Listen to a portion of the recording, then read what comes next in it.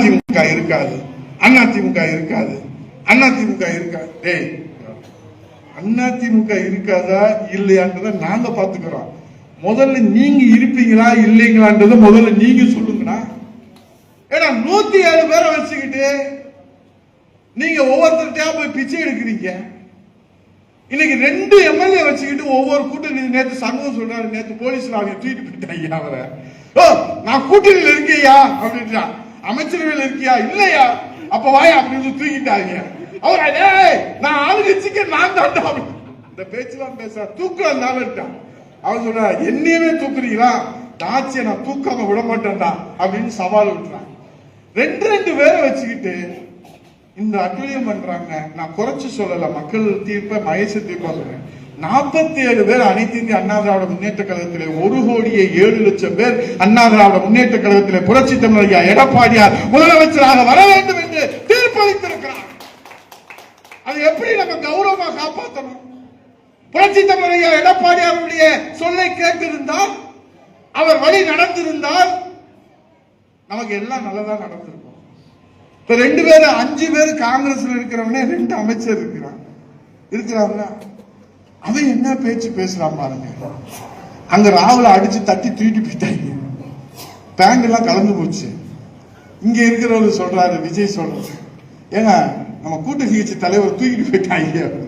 அப்படி அதெல்லாம் பேசவே கூடாது. என்னங்க நீங்க பாசிசம் பாயாசம் எல்லாம் பேச, அது அப்போ இப்பெல்லாம் எதுவும் பேசாது. தலைவரே, நீட்டுக்கு ஆதரவா எதிர்ப்பா சொல்லுங்கயா. இல்லங்க மாணவர்கள் போராடுறாங்க, ஆதரவா இல்லையா, தட்டி தூக்குறா மாணவர்களை.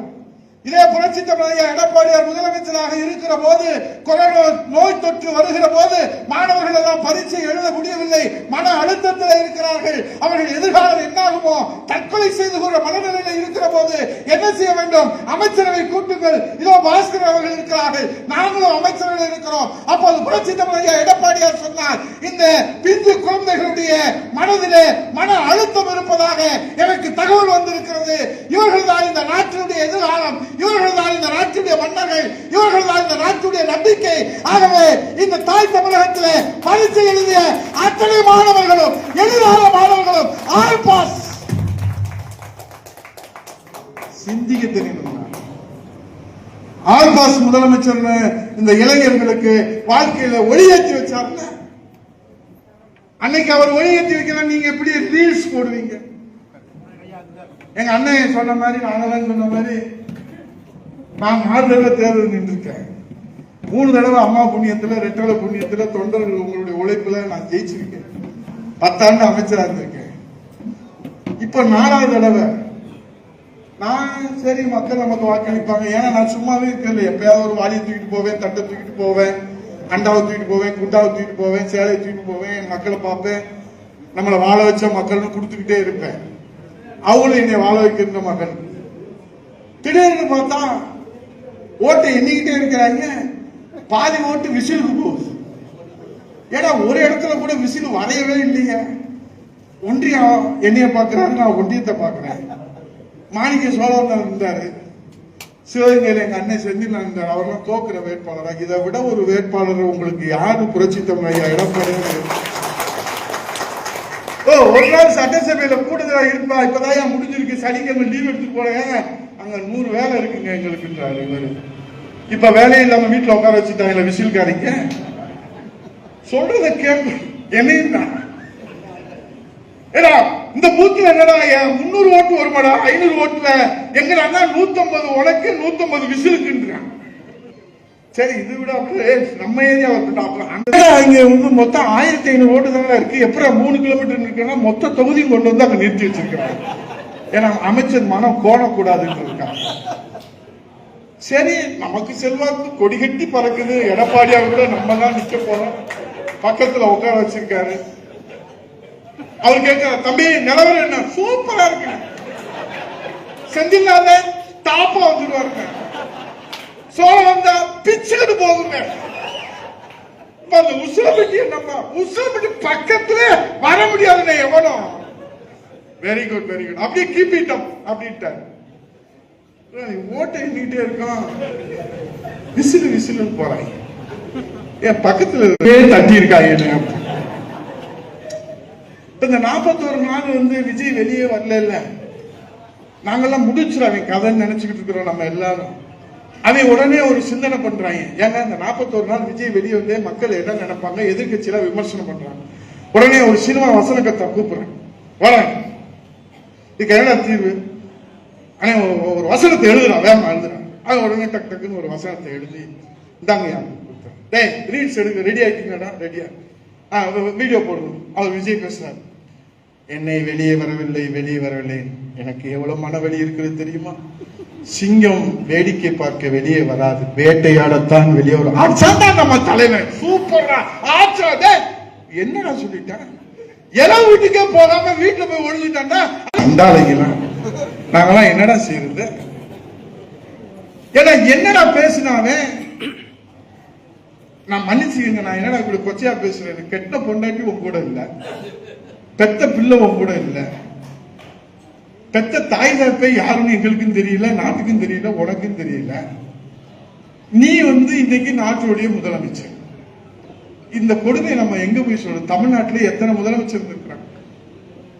பக்தவச்சலத்துல இருந்து, கர்மவீரர் காமராஜர்ல இருந்து, பேரறிஞர் பெருந்தகை அண்ணாவில இருந்து, மன்னாதி மன்னன் மக்கள் தலைவன் பொன்மன தலைவன் புரட்சி தலைவர் இருந்து, புரட்சி தலைவர் இதய அம்மாவர்கள் இருந்து, ஒரு தனி மனித ஒழுக்கம் வேணாமா? எதுவுமே இல்லைங்க. ஏங்க சனி ஞாயிறு லீவு போடுற முதலமைச்சர் இந்த நாட்டில் நம்ம எங்கேயாவது பார்த்துருக்கோமா? சனி ஞாயிறு உங்களுக்கு தெரியுமோ தெரியாத தெரியாது. இந்த இன்ஃபுளுசர் தங்கச்சிக்கு தெரியும், கண்டென்ட் கிரியேட்டர்ஸ், இன்ஃபுளுசர், அதுக்கப்புறம் வந்து ரீல்ஸ், இன்ஸ்டா, இப்படி வரிசையா வச்சிருக்காங்கல்ல.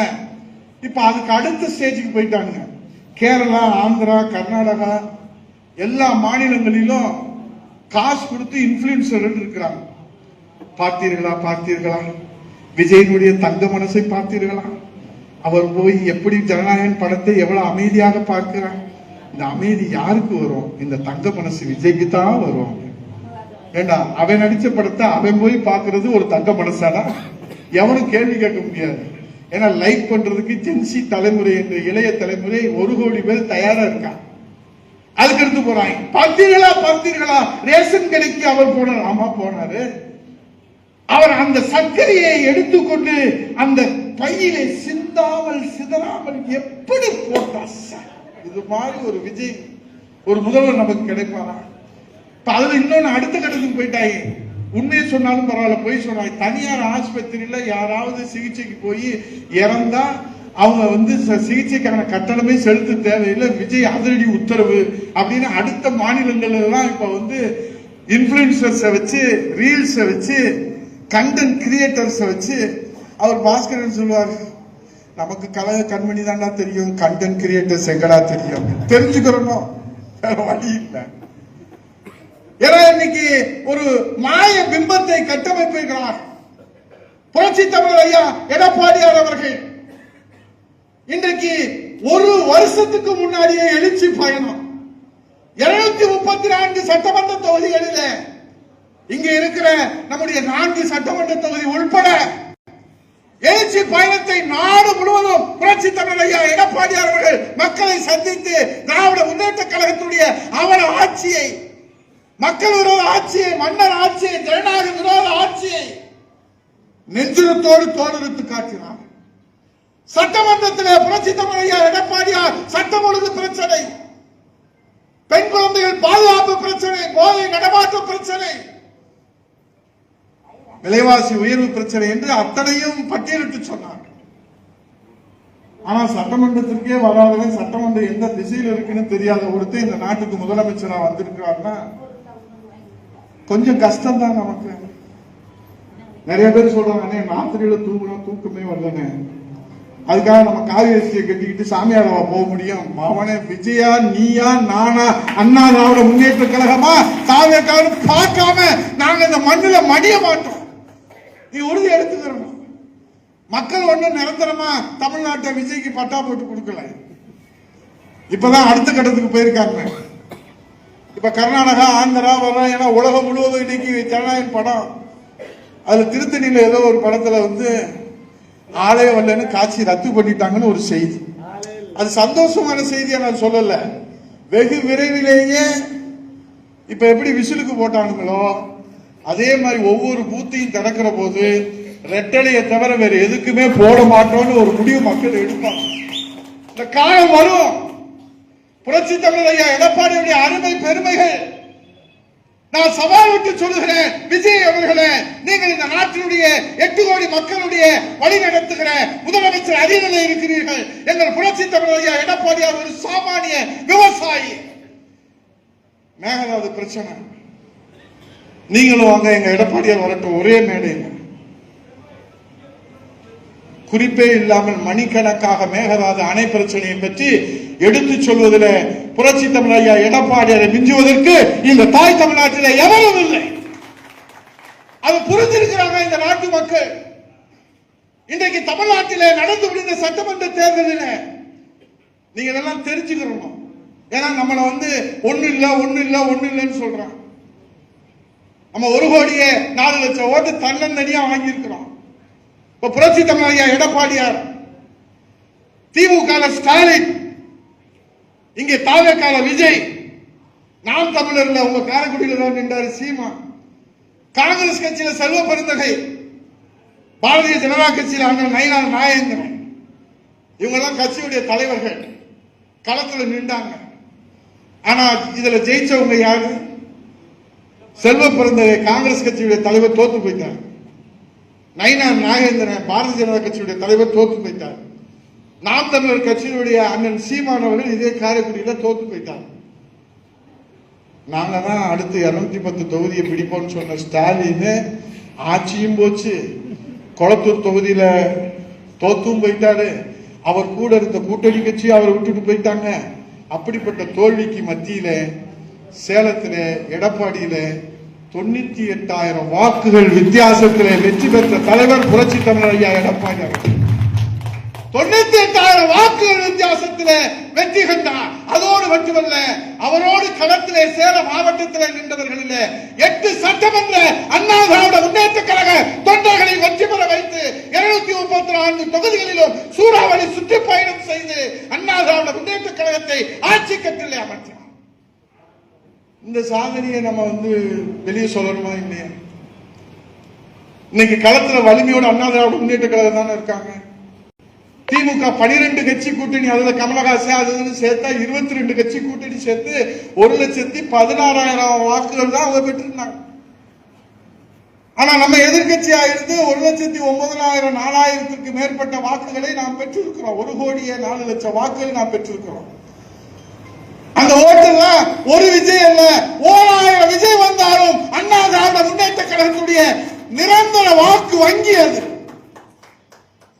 விஜய் அப்பா வந்தாலும் சரி, தாத்தா வந்தாலும் சரி, இந்த வாக்கு வங்கியை என்னாலும் அசைக்க முடியாது. அப்ப நம்ம வியூகம் வகுக்கணும். சமூக வலைதளத்தில் இன்றைக்கு பஞ்சு டயலாக்ல பஞ்சராகி அடிமையோடு இருக்கிற அந்த இளைய சமுதாயத்தை தட்டி எழுப்பணும். முதல்ல உங்க பிள்ளைங்க என்ன யாருக்கு ரீல்ஸ் போடுறான்னு பார்க்கணும், ஸ்டேட்டஸ்ல யார வச்சிருக்காங்கன்னு பார்க்கணும். ஏன்னா நீங்க பாவம் உங்க ஸ்டேட்டஸ் வளர்றதுக்காக அண்ணா திராவிட முன்னேற்ற கழகத்துக்கு வாழ்க்கையை அர்ப்பணித்து உழைத்துக் கொண்டிருக்கிறோம். அவன் நமக்கு தெரியாம ஸ்டேட்டஸ் என்ன வச்சிருக்கான்னு நமக்கு என்ன தெரியுது? இந்த கன்றாவி எவன் கண்டுபிடிச்சானோ ஐபோனை நமக்கு அந்த ஆண்டவனுக்கே வெளிச்சம். ஏன்னா இன்னைக்கு எல்லாமே இன்றைக்கு ஒரு மாய பிம்பத்தை கட்டமைக்கிறான். யாரு போய் கேட்கிறது? இந்த பத்திரிகை இருக்கு, தினத்தந்தி பத்திரிகை, போர்வால் பத்திரிகை இங்க மேடையில் வச்சிருக்கிறாங்க. இப்ப இதுக்கு செய்தி ஆசிரியர் இருப்பாங்க, இங்க இருக்கிற ஆசிரியர்கள் வந்திருக்கிறாங்க, அதுக்கு எடிட்டர் இருப்பாங்க, அதுக்குன்னு ஒரு கொள்கை இருக்கும், கோட்பாடு இருக்கும், லட்சியம் இருக்கும், மக்கள் நலன் இருக்கும், மக்கள் சேவை இருக்கும், அதுல இருக்குது. ஆனா நீங்க பாக்குற ரீல்ஸ்ல என்ன மக்கள் சேவை இருக்கும், என்ன மக்கள் நலன் இருக்கும், என்ன கொள்கை இருக்கும், என்ன லட்சியம் இருக்கும், என்ன கோட்பாடு இருக்கும், என்ன எடிட்டிங் இருக்கும், என்ன ஆசிரியர் இருக்கும், என்ன நினைக்கிறோமோ அது வாங்கி எடுக்க வேண்டியதான். இந்த கன்றாவியை வச்சுதான் இன்னைக்கு ஆட்சியில வந்திருக்கிறாங்க. ஆனால் இன்றைக்கு இருக்கக்கூடிய நிலைமையில இன்னைக்கு இருக்கிற பிரச்சனைலாம் என்ன? இதே சிவகங்கையில செந்திலவன் ரோட்ல படுத்து இந்த அஜித்தினுடைய லாக்கெட்டு மரணத்துக்கு நீதி வேணும்னு போராடினாங்க. நீங்க எல்லாம் கூட நின்று மாதவன், இங்க இருக்கிற பாஸ்கர் ஐயா, இளங்கோவன், இங்க இருக்கிற கற்பகம் இளங்கோ, இங்க இருக்கிற எல்லாருமே நீங்க நம்ம நாகராஜன், குணசேகரன், எம்எல்ஏ உருண்டு உருண்டு உருண்டு அவனுக்கு நீதி வேணும் நீங்க. அதனால என்ன செஞ்சாரு அப்ப இருந்த ஸ்டாலின், சாரிமான். உடனே இந்த விஜய் என்ன சொன்னாரு, விஜய் அவர்களே இது நியாயமா? அதுல ஒருத்தர் இருக்க ராஜ்மோகன் ஒரு அமைச்சர், அடே அப்பா அது திறக்கிற போதே புலவரா பிறந்திருப்பான் போல இருக்கு. நேர சமணப்படுகையில் வந்து படுத்துட்டாங்க. அப்புறம் தான் தட்டி உசி போனாங்க. என்னன்னு கேட்டா ஆய்வு பண்றேன்றான். உலகத்துல நின்று ஆய்வு பண்றதை கேட்டிருக்கேன், பறந்து ஆய்வு. நாங்களும் 10 வருஷம் அமைச்சரா இருந்திருக்கோம். என்னமோ இவங்கதான் பிறக்கிற போதே அமைச்சரா வந்திருக்கிறதுனால அவன் சொல்றேன், அமெரிக்கா நம்மள்ட்ட பிச்சை எடுக்குதுன்றான். நான் கூட என்னடா பிச்சை எடுக்குதுன்னு பார்த்தா சுந்தர் பிச்சையே பிச்சை எடுக்கிறான். புதுசா கண்டுபிடிக்கணும். அவர் அரசு பள்ளியில தான் படிச்சாராம். அப்பதான் சொன்னாடே முட்டாள் அமைச்சரே, அவன் படிச்ச பள்ளியில லிஸ்ட் சிபிஎஸ்இ மெட்ரிகுலேஷன் எல்லாம் எடுத்து அட்டவணை கொடுத்ததுக்கு அப்புறம் அதுக்கப்புறம் பேசவே எல்லாத்தையும் அடிச்சு விடுறாங்க. நாட்டுல எவனுமே கேட்கறதுக்கே ஆள் இல்லைன்னு. இப்ப வெளிநாடு போனோம்னா என்ன செய்யணும்? அவர் அமைச்சரா இருந்தார், நான் அமைச்சரா இருந்தேன். வெளிநாடு போடணும், மத்திய அரசுக்கு ஃபைல் போடணும், முதலமைச்சருக்கு கருத்து கேட்டு அவருடைய ஒப்புதல் கேட்டு ஃபைல் போடணும். ஃபைல் போட்டோம்னா மத்திய அரசுல இருந்து அவங்க ஒப்புதல் கொடுப்பாங்க. இப்ப எங்க கிட்ட இருக்கிறது உங்ககிட்ட இருக்கிறதுலாம் ரெகுலர் பாஸ்போர்ட் எல்லாத்துக்கும் இருக்கும். ஆனா ஒரு அமைச்சர் அரசு முறை பயணமாக இப்ப நாங்க அமெரிக்கா எல்லா இடத்துக்கும் போனோம், துபாய்க்கெல்லாம் போனோம் முதலீடை ஈர்ப்பதற்காக. அப்ப உடனே அரசுல இருந்து டிப்ளமேட்டிக் பாஸ்போர்ட்னு ஒண்ணு கொடுப்பாங்க. இப்ப செந்தில்நாதனுக்கு ரெகுலர் பாஸ்போர்ட்னா அவர் சுற்றுலா போகலாம். அரசு முறை பயணமா போனா டிப்ளமேட்டிக் பாஸ்போர்ட் வேணும். அது அரசுல கொடுப்பாங்க, நம்ம போகலாம். இந்த பயணம் என்ன செஞ்சுட்டாங்கன்னா ஆட்சி பதவி 2 நாள்ல வெளிநாட்டுக்கு போறேன்னு சொல்லி ரெகுலர் பாஸ்போர்ட்ல போயிட்டாங்க. அந்த அம்மா அந்த சிவகாசியில் இருக்கு, பிறக்கிற போதே ரீல்ஸ் போட்டே பிறந்திருக்கு போல இருக்கு. அந்த அம்மா கீர்த்தன், அந்த அம்மாவும் போயிடுச்சு. கொரியன் கம்பெனியை பார்க்க போறேன். இப்ப மத்திய அரசு வந்து நோட்டீஸ் அனுப்பிச்சிருக்காங்க, நீங்க எல்லாம் அமைச்சரா இருக்கிறீங்களா, டிப்ளமேட்டிக் பாஸ்போர்ட் இருந்தா தானே நீங்க வெளிநாட்டுக்கு போக முடியும், எப்படி போனீங்க? ஒரு அமைச்சர் வந்து அரசு முறை பயணம் மத்திய அமைச்சருடைய அந்த உத்தரவை பெற்று அனுமதியை பெற்று அவருடைய நாலேஜோட தான் போகணும். இந்த அடிப்படையில் வழி நடத்த முடியும்.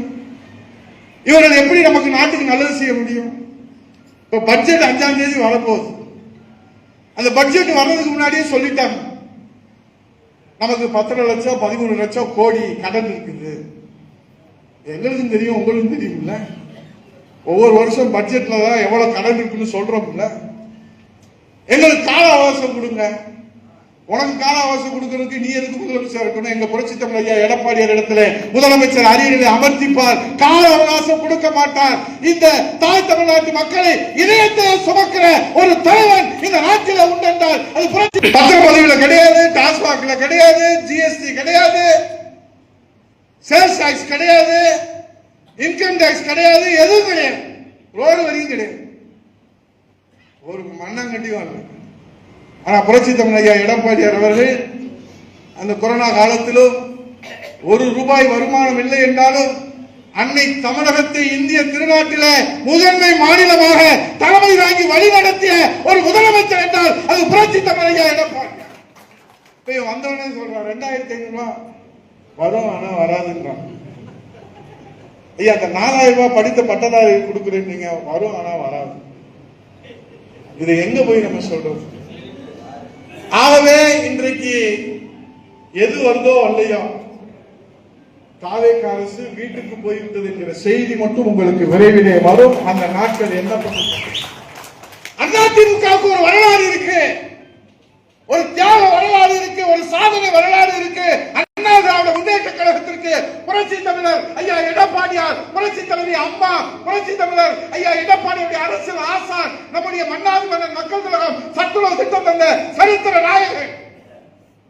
இன்னைக்கு போய் சத்துணவு திட்டம் தந்தது யாரு? ஐக்கிய நாட்டு சபையில போய் கேட்டுப்பாங்க. அங்க சொல்லும், சின்ன குழந்தை கூட சொல்லும், சத்துணவு திட்டம் தந்த சரித்திர நாயகன் மன்னாதி மன்னன் மக்கள் கழகம் பொன்மன தலைவன் புரட்சி தலைவர் எம்ஜிஆர்.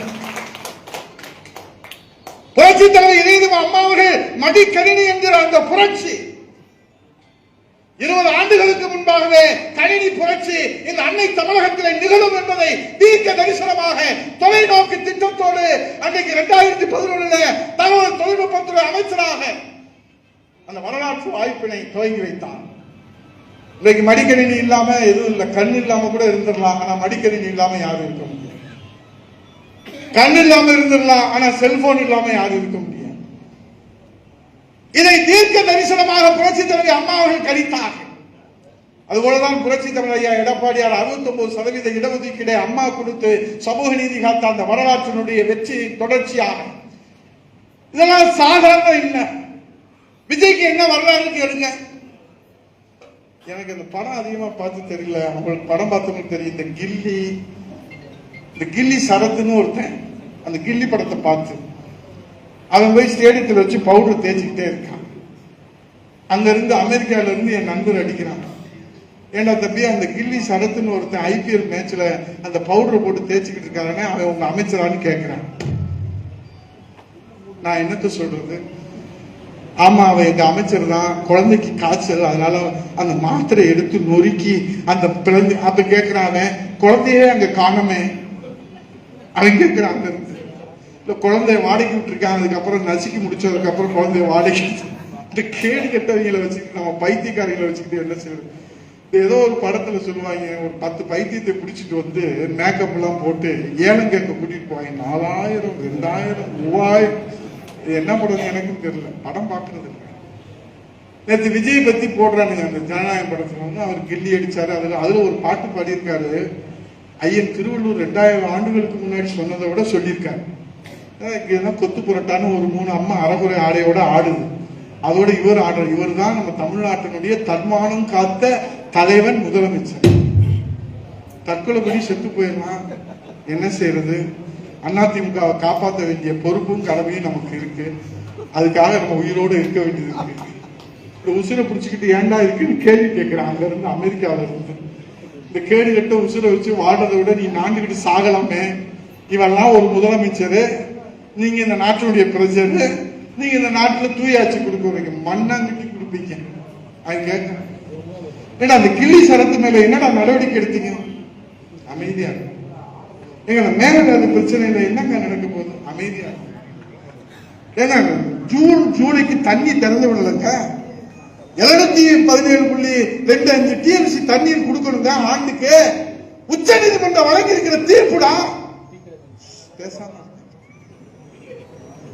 அப்ப நீ ஏன் 12ஆம் தேதி திறந்து விடணும்ல, அதையாவது திறந்து விட்டுருக்கா? பேசாம. ஏன்னா டெல்டா மாவட்டத்தில் வறட்சி இருக்குடா, பேசாம. ஏன்னா எல்னினோன்னு ஒண்ணு இருக்குடா, பருவநிலை மாற்ற ஆரம்பிச்சுடா, 90 அணைகள்ல வறட்சி ஆயிடுச்சுடா, 4500 அந்த பாசன ஏரி எல்லாம் வறண்டு போச்சுடா, வறட்சியை நோக்கி சென்று கொண்டு இருக்குதுடா. என்னடா நடவடிக்கை? புஷ்னு ஒருத்தர் இருக்காங்க, அவங்க சார் இந்த காவேரி பத்தி என்னன்னு, எந்த காவேரி அப்படின்றான். இல்லங்க, காவேரி நதி நீரை பத்தி என்னன்னு தப்பா கேள்வி கேட்க. எங்க வேலையெல்லாம் முதல்வர் விஜய் அவர்களை இட்டுக்கணும் போயிட்டு இட்டுக்கணும் வரணும், அந்த வேலை மட்டும்தான் என்னோட. அதுதான் பொதுச்செயலாளர்.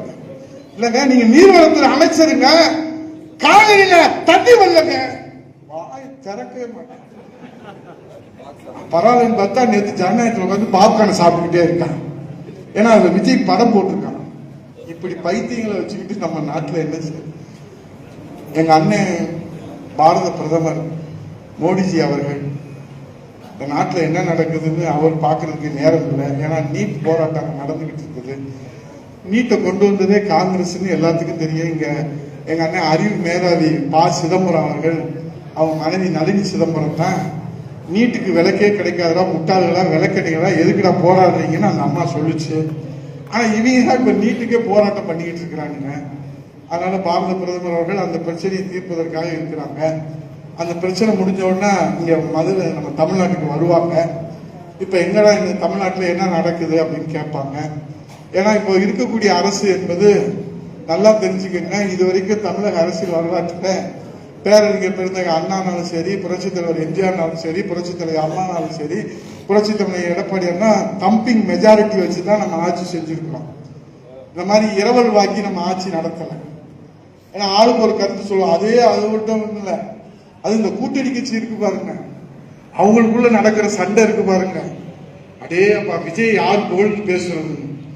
முந்தானத்து நைட்டு திருமாவளவன் அண்ணன் புகழ்ந்து பேசிட்டாருன்னு வைகோக்கு ஒரே காய்ச்சல், விடிஞ்சு எந்திரிச்சாங்க. இனிமேல் விஜய்க்கு யாராவது என்னப்பா என்ன நடந்துச்சு, இப்ப என்ன ஆயிப்போச்சு உனக்கு? இந்த ஒரு மாசம் நான் ரொம்ப கவனமா பாக்குறேன்.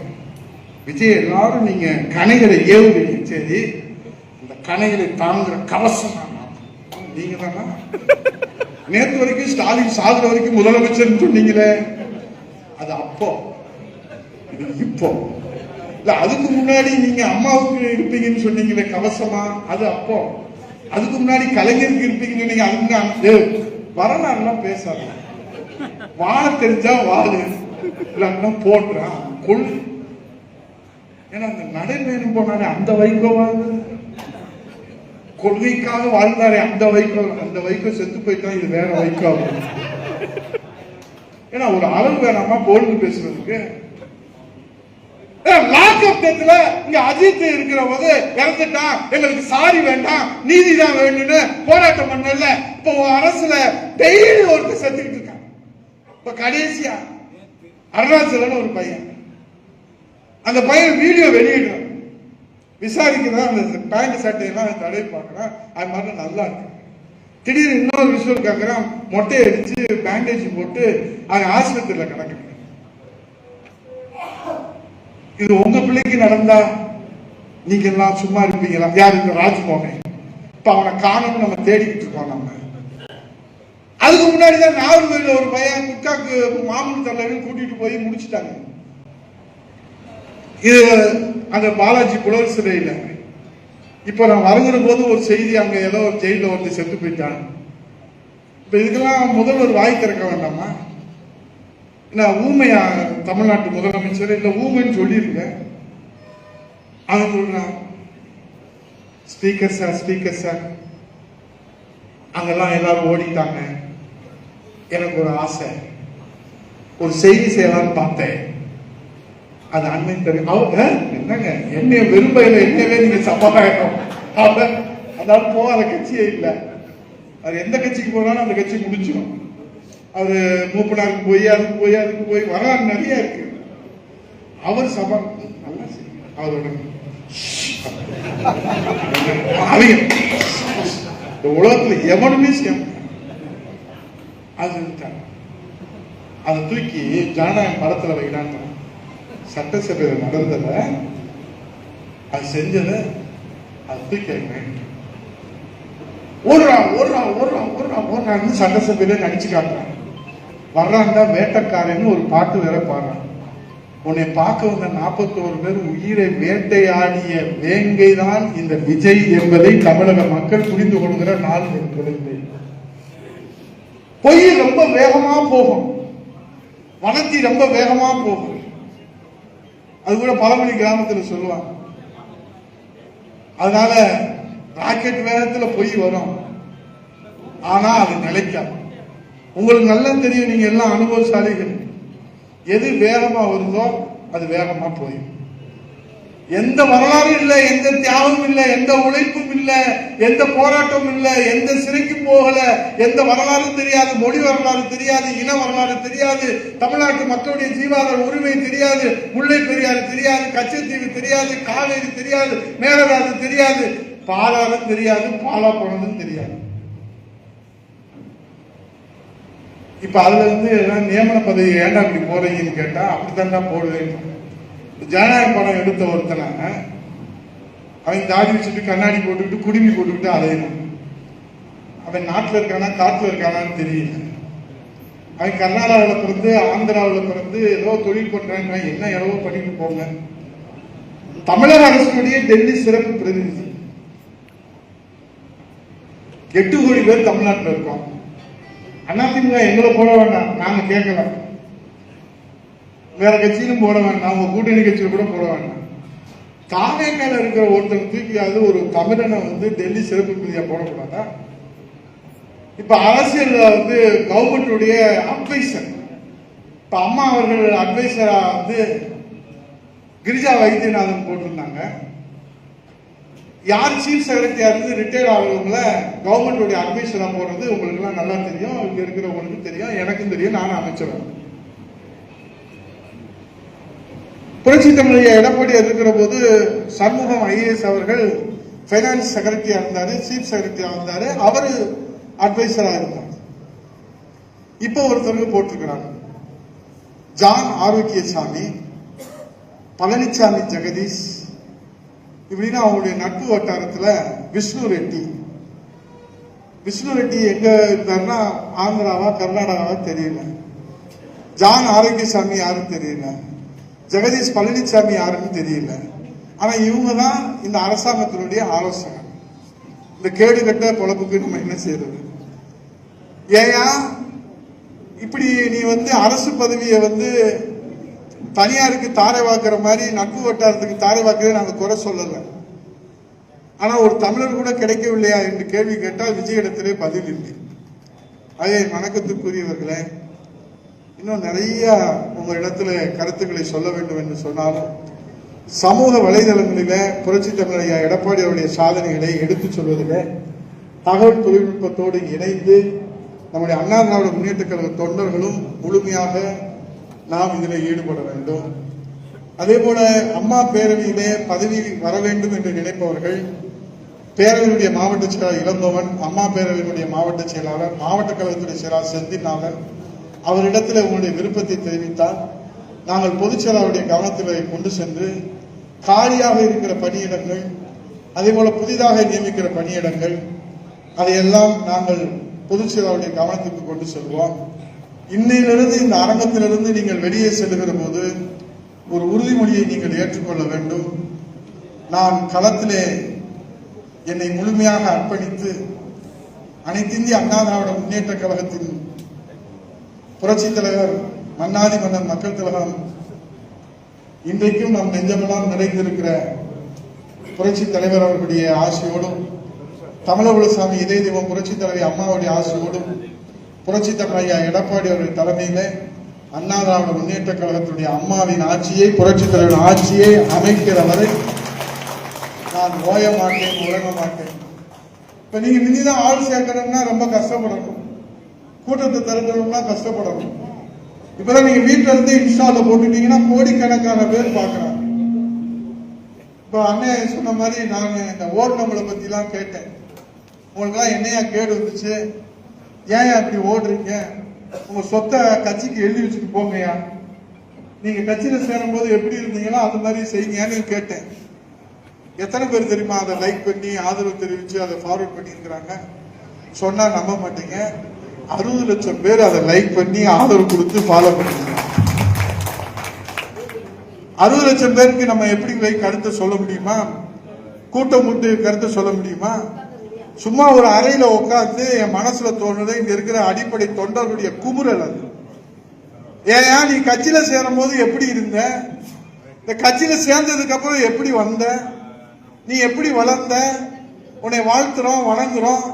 கட்சிக்கு சோதனையான காலகட்டத்தில் உன்னை பெற்று வளர்த்து ஆளாக்கின அந்த தாயை நீ காட்டி கொடுத்து விட்டு உன்னுடைய பதவி சுகத்துக்காக அதிகார சுகத்துக்காக ஓடுகிறாயே, இது நியாயமா? நீ எங்கேயும் போ, எப்படி போ, நாசமா போ, எங்களுக்கு கவலை இல்லை. ஆனால் அண்ணா திராவிட முன்னேற்ற கழகத்துடைய தொண்டனின் ரத்தத்தாலும் வேர்வையாலும் உழைப்பாலும் தியாகத்தாலும் நீங்கள் சம்பாதித்து வைத்திருக்கிற சொத்து பத்துகளை எல்லாம் அண்ணா திராவிட முன்னேற்ற கழகத்திற்கே சொந்தம் என்று எழுதி கொடுத்து விட்டு நீங்கள் தாவேக்காவுக்கு போ, நீ எங்க வேணாலும் போ. அங்க கேட்கறதுக்கு நாதி இல்லை. உங்களுக்கு ஒண்ணு சொல்றேன், இது மிகைப்படுத்தி சொல்லல, சத்தியமா சொல்றேன். தாவேக்காவருடைய ஆட்சி எண்ணப்பட்டு கொண்டிருக்கிறது நாட்கள். ஏன் தெரியுமா? 41 பேர் செத்த சிபிஐ வழக்குல உச்ச நீதிமன்றத்தினுடைய நீதி அரசருடைய நேரடி பார்வையில சிபிஐ வழக்கு தொடுத்து அந்த வழக்கு நடந்துகிட்டு இருக்கு. தலைக்கு மேல கத்தி தொங்கிக்கிட்டு இருக்கு. குதிரை பேரத்துல சிபிஐ வழக்கு கேட்டிருக்கோம். இன்றைக்கு குதிரை பேரம் நடந்தது உண்மை என்கிற அடிப்படையில தான் தேர்தல் ஆணையம் 3 மாநிலங்களுக்கு இடைத்தேர்தல் நடத்தினாங்க, அறிவிப்பு கொடுத்திருக்கிறாங்க. தமிழ்நாட்டுக்கு இடைத்தேர்தல் நகி போலும், நடக்காது. ஐயோ போச்சா? அவங்க சொல்லிட்டாங்க. ஏங்க 3 மாநிலத்துக்கு நீங்க இடைத்தேர்தல் தேதி அறிவிச்சிருக்கிறீங்களே, இந்த தமிழ்நாட்டில் 6 தியாகிகள் இன்றைக்கு ராஜினாமா செய்துவிட்டு அவர்கள் தவம் இருந்து கொண்டிருக்கிறார்களே, அந்த இடைத்தேர்தலை நீங்கள் எப்போது அறிவிப்பீர்கள்? வரும், ஆனா வராது. நம்ம எடப்பாடியார் விடுவாரா? தேர்தல் ஆணையத்தில் போய் சொல்லிட்டோம், ஐயா இப்படி எங்க அதிமுகவை இப்படி ஆட்டைய போட நினைக்கிறாயா இந்த விஜய், அதிகாரத்தை வச்சு மக்களை வாழ வைனா அதிமுகவை அபகரிக்க நினைக்கிறாயா இந்த விஜய், நீங்க நியாயமா பாருங்க. 25 பேர்கள் விஜய்க்கு ஆதரவாக நம்பிக்கை கோருகிற தீர்மானத்தில் யாரை கேட்டு வாக்களித்தீர்கள்? புரட்சி தமிழர் எடப்பாடியார் பொதுச் செயலாளருடைய அனுமதி பெற்றீர்களா? சட்டமன்றம் என்று சொன்னார் கொரோனாவுடைய அனுமதி பெற்றீர்களா? உங்கள் பதவிக்காக, உங்கள் அமைச்சர் பதவிக்காக, உங்கள் துணை முதலமைச்சர் பதவிக்காக நீங்கள் கட்சியை காட்டி கொடுத்து விட்டு நீங்கள் வாக்களித்தீர்கள் என்று சொன்னால் அதை எப்படி அண்ணா திராவிட முன்னேற்ற கழக விசுவாச தொண்டர் எப்படி ஏற்றுக்கொள்வார்? அதை எப்படி புரட்சி தமிழர் ஐயா எடப்பாடியார் ஏற்றுக்கொள்ள முடியும்? அப்படி இருந்து தாய் உள்ளத்தோடு அந்த 25 பேர்களை வாங்க இருங்கன்னு சொன்ன அதுலயும் வரல. இப்ப 6 பேர் ராஜினாமா பண்ணிட்டு இடைத்தேர்தல் வந்துடும், நம்ம நின்றுலாம், ரெட்டையில ஓட்டு கேட்டவே விசில்ல ஓட்டு சட்டம். இந்த பொழப்புக்கு நானும் ஓயாம வாய் இருக்க மாட்டேங்குது, சும்மா இருக்கிறது. ரெட்டையில நீ எதுக்குடா ஜெயிச்ச? உனக்கு எதிராக மக்கள் வாக்களிச்சாங்க. எடப்பாடியாரை முதலமைச்சர் அரியணையில் அமர்த்த வேண்டும் என்பதற்காக, நீ மக்களுக்கு சேவை செய்ய வேண்டும் என்பதற்காக வாக்களித்தாங்க. இப்ப நீ என்ன பண்ற? விசிலுக்கு விஜய் முதல்வரா வரணும்னு சொல்ற. இப்படி ஒரு பொழப்பு தேவையா? இருக்கிற போது இந்த விசில் இருந்தா என்ன, போனா என்ன? நீ அங்க போகணும், இடத்தேர்தல் நிக்கணும், அதுக்கப்புறம் மக்கள் ஓட்டு போடணும், நீ ஜெயிக்கணும், அப்புறம் உன்னை அமைச்சராக்கணும், பதவி பிரமாணம் செய்யணும். இது நடந்துச்சுன்னா அம்மா ஆன்மா உயிரோடு இல்லை என்பதை நாங்கள் ஒத்துக்கிறோம். இது நடக்காது. இடைத்தேர்தல் வரும் இளவுராத்த கிளியா காத்திருக்காங்க. இப்ப ராஜினாமா பண்ண சொன்னவன தேடிட்டு இருக்காங்க. அவன் தலைமுறைகள் ஆயிட்டான். இவங்க ராஜினாமா பண்ணிட்டு போய் அண்ணன் என்னென்ன ராஜினாமா பண்ணோன்னு நீங்க அவரை பாருங்க, அவர் இவரை பாருங்க. கடைசியில கிடைச்சவரு அதிமுக அகதிகள் அணியுடைய தலைவர் செங்கோட்டையன் தான் இருக்காரு. வாங்க வாங்க எல்லாரும் வாங்க. அவர் தான் அதிமுக அகதிகள் அணியுடைய தலைவர். அன்னைக்கு விஜயை பார்த்ததுதான், அதுக்கப்புறம் பார்க்கவே முடியல, இனிமேலும் பார்க்கவும் முடியாது. அவங்களை யார் பார்க்க வாயு வேற வரவே மாட்டேன். தங்கச்சி வேற முன்னாடி நிரோசா மட்டும், அது பேர் என்னப்பா? பேரும் தெரியல தம்பியா. அவங்க மட்டும் தான் பார்க்க முடியும். 12 மணிக்கு யாராவது கேக் வெட்ட முடியுமா முதலமைச்சரோட? என் தங்கச்சி மட்டும்தான் கேக் வெட்டிருக்காங்க. அப்படிப்பட்ட தங்கச்சியை நான் வச்சிருக்கிறேன். என்ன பேரு? நிரோசாவா திரிசா? திரிசாவுக்கு துணை முதலமைச்சர் பதவி அறிவிப்பு வந்தாலும் நீங்க ஆச்சரியப்படக்கூடாது. ஏன்னா நான் அப்படித்தான் சொன்னேன். ஜனநாயக படத்துக்கு அரசு விடுமுறை விட்டாலும் விடுவாங்கன்னு சொன்னேன். எல்லாரும் உதயகுமார் சும்மா இருக்க மாட்டேன். முதலமைச்சர் இருந்து, அமைச்சர்ல இருந்து, எம்எல்ஏல இருந்து எல்லாரும் போயிட்டாங்க தேட்டருக்கு. அன்னைக்கு அரசு விடுமுறை, தலைமைச் செயலகம் வெறிச்சோடி கிடக்கு. என்னைக்காவது ஒரு நாள் அண்ணா திராவிட முன்னேற்ற கழகம் ஒரு திரைப்படம் வெளியிடுறாங்கன்னு சொல்லி புரட்சி தமிழர் ஐயா எடப்பாடியார் அவர்களும் நாம் இதய தெய்வம் புரட்சி தலைவர் அம்மா அவர்கள் உடல் நலிவுற்று உயிர் போகிற நிலைமையிலே கூட மெட்ரோ ரயில் திட்டம் தான் எனக்கு வேண்டும் என்று இந்த தமிழ்நாட்டு மக்களுக்காக அர்ப்பணிப்பதற்காக அந்த உடல் நலிவுற்ற நேரத்திலும் வந்து ஆஸ்பத்திரியில சிகிச்சை எடுத்துக் கொண்டிருக்கிற போது கூட காவேரியில அந்த உரிமை பிரச்சனைக்காக எடப்பாடியார் அவர்களை நேரிலே எனக்கு பதிலாக நீங்கள் செல்ல வேண்டும், இதையெல்லாம் பேச வேண்டும் என்று குறிப்பிடுத்து அனுப்பினார்கள். அதற்கு முன்பாக புரட்சித் தலைவர் அவர்கள் அதில் நேரடியாக முதல்வரிடத்திலே பேசியிருக்கிறார், கர்நாடக முதல்வரிடத்திலே. அதற்கு முன்பாக கலைஞர் கருணாநிதி அவர்கள் பேசியிருக்கிறார்கள். ஆகவே அந்த வரிசையில புரட்சித் தலைவர் அம்மா அவர்கள் உடல் நலிவுற்று உயிர் எப்போது போகும் என்பது கூட காவிரிக்கு உயிர் கொடுக்க வேண்டும் என்று நினைத்த தலைவர்கள் வாழ்ந்த இந்த பூமியிலே இன்றைக்கு இந்த சுயநல தலைவர்களுடைய சிக்கி சின்னாபின்னமாகி கொண்டிருக்கிறோம். ஆகவே என் அனைத்து இந்திய அண்ணா திராவிட முன்னேற்ற கழகத்துடைய விசுவாச தொண்டர்களே, என் உயிரிலும் மேலான புரட்சி தமிழர் ஐயா எடப்பாடியார் அவர்கள், நீங்க சொன்னா கேட்பார், இங்க இருக்கிறவங்க சொன்னா கேட்பார், நான் சொன்னா கேட்பார்.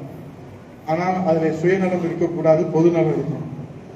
அவர் மண்டையாற்றாருன்றதுக்காக நான் சுயநலமா ஒண்ணு சொன்னேன்னா கேட்க மாட்டேன்.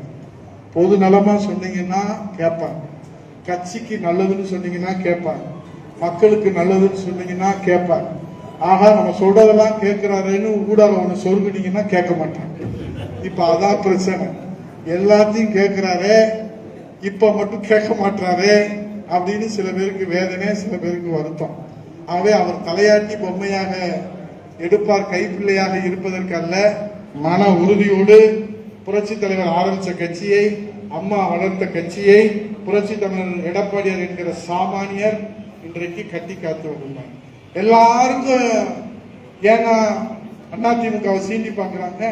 எடப்பாடியார் ஒரு சாமானியர் என்ற காரணத்தினாலே, எடப்பாடியார் ஒரு எளியவர் என்ற காரணத்தினாலே, எடப்பாடியார் இடத்திலே வசீகரம் இல்லை என்கிற காரணத்தினாலே, பஞ்ச் டைலாக் பேச தெரியாது என்கிற காரணத்தினாலே, அரசியல் பின்புலம் என்கிற காரணத்தினாலே என்று நீங்கள் நினைத்துக் கொண்டிருக்கிறீர்கள். புரட்சி தமிழர் ஐயா எடப்பாடியார் ஆணையிட்டால் அன்னை தமிழகத்தை திரட்டி காட்டுவோம் என்கிற அந்த உறுதியோடு அம்மா பேரவை இந்த நிகழ்விலே பங்கேற்று புரட்சி தமிழர் ஐயா எடப்பாடியாருடைய தலைமையிலே மீண்டும் அம்மா ஆட்சி மலரும். இந்த சிவகங்கை தியாக பூமியில இருந்து நான் சொல்லுகிறேன், நான் அமைச்சராக இந்த பூமிக்கு நான் வந்தபோது கூட எனக்கு கிடைத்திருக்கிற அந்த மன மகிழ்ச்சியை விட, நம்பிக்கையை விட, இன்றைக்கு நீங்கள் கொடுத்த ஆதரவு, மீண்டும் அண்ணா திராவிட முன்னேற்ற கழகம் புரட்சி தமிழர் ஐயா எடப்பாடியாருடைய தலைமையிலே அம்மாவின் ஆட்சியை அமைக்கும், இரட்டை இலை மலரும் அந்த நாளின் போது நான் உங்களை சந்திப்பேன் என்று சொல்லி, அதுவரை நீங்கள் உழைக்க வேண்டும் என்று கேட்டு நன்றி கூறி விடைபெறுகிறேன். நன்றி, வணக்கம்.